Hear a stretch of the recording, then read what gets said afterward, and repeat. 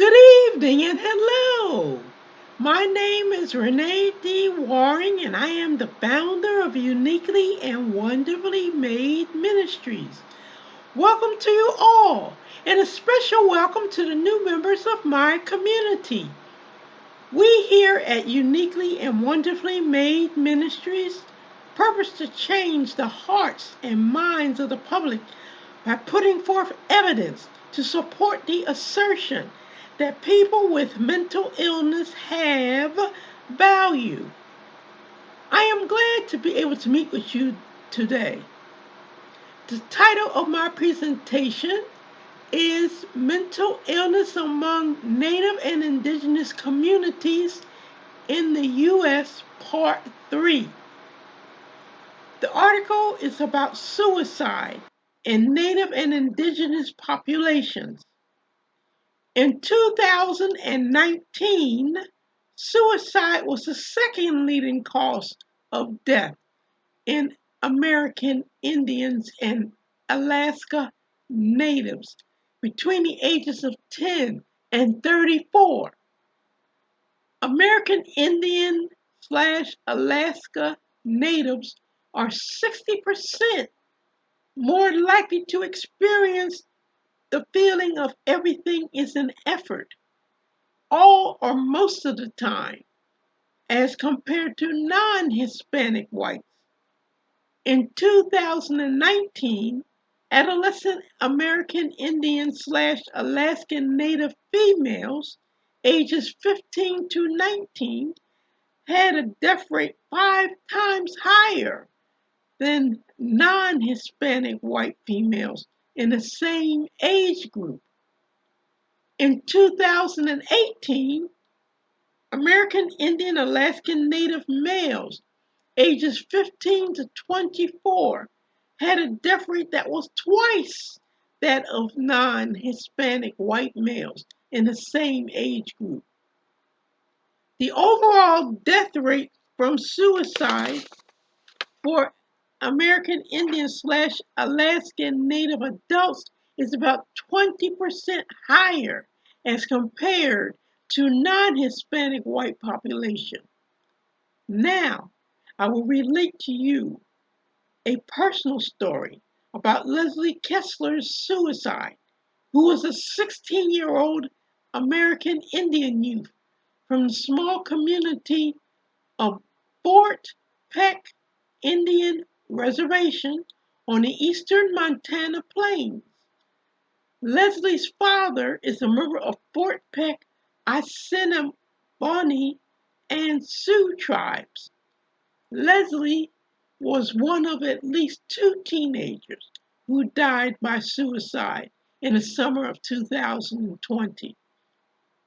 Health officials feared the pandemic-related suicides would spike during among Native youth, and they were right. Natalie Kessler, Leslie's mother, went back to the grave of a girl who took her own life in September. Quote, I wish she would have reached out to let us know what was wrong, unquote, she said. Every year, Native American youth die by suicide at nearly twice the rate of their white counterparts in the United States.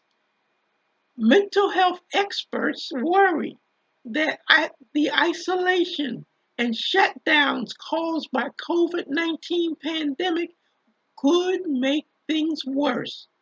Quote, it has put a real heavy spirit on them, being isolated and depressed and at home with nothing to do, unquote, said Carrie Manning, a project coordinator at the Fort Peck Tribe's Spotted Bull Recovery Resource Center.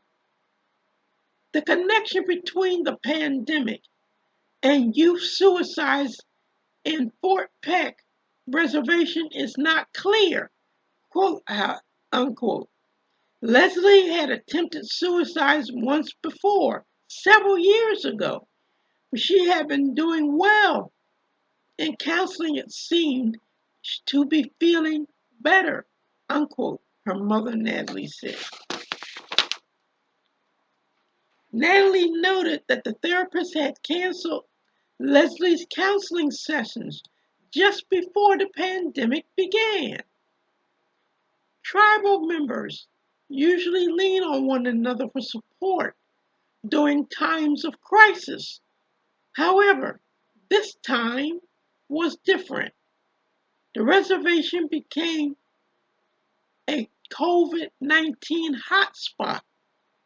In remote Roosevelt County, which encompasses most of the reservation, more than 10% of the population became infected with the virus. As a result of the outbreak, social distancing was put into practice. The, this led tribal officials to worry the community would definitely fail to see the warning signs among at-risk youth. Quote, our people have been through hardships and they're still here and they'll still be here after this one as well, said Don Wetzel, tribal liaison for the Montana Office of Public Instruction and a member of the Blackfeet Nation, unquote. Both physical and mental health risks for residents of reservations became elevated due to poverty, high rates of substance abuse, limited health care, and crowded households. Maria Vega, a 22-year-old member of the Fort Peck tribes, is a nursing student who lives 6 hours away from her family, making it difficult to travel home. She contracted COVID-19 in October and was forced to isolate, increasing her sense of removal from her family. While isolated, Vega was able to attend therapy sessions through telehealth system set up by her university. Maria pointed out that Native Americans who live in rural reservations are not able to avail themselves of telehealth system because they don't have computers or reliable internet access. Thus ends my presentation for today. I hope that you found my presentation to be both interesting and informative. My next presentation will be on the second Friday of next month. Please look at my video and have your family and friends look at it also. I would like for everyone to join my community. Fill out the pop-up contact form on my website with your name and email address in order to receive 2 free educational videos a month on hot topics concerning mental health. You can also view past videos on my website. The site address is www.uniquely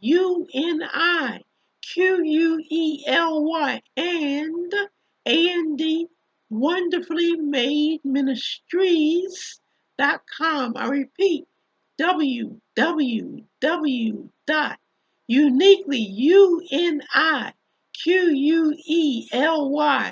and wonderfully made ministries.com.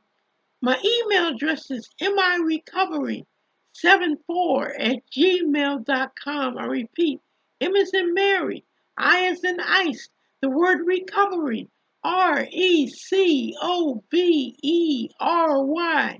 74@gmail.com. I repeat, M as in Mary, I as in ice, the word recovery, RECOVERY